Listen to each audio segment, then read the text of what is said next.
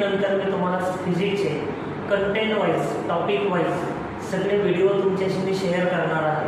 त्याच्या आधी थोडंसं बोलावंसं वाटतं, 1 मे नंतर बऱ्याच विद्यार्थ्यांना सुट्ट्या लागणार आहेत, तर त्या सुट्ट्यांचं नियोजन तुम्ही अभ्यासामध्ये कन्वर्ट करा।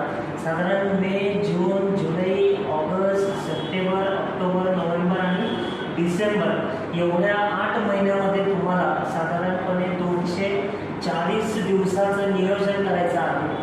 या 240 दिवसामध्ये आपलं फिजिक्स कसं आपल्याला कव्हर करता येईल हा प्रयत्न तुम्हाला स्वतःला करायचा आहे। मी तुम्हाला वेळोवेळी सगळे व्हिडिओ देणार, सगळे टॉपिक सोपे करून देणार, ही जबाबदारी माझी।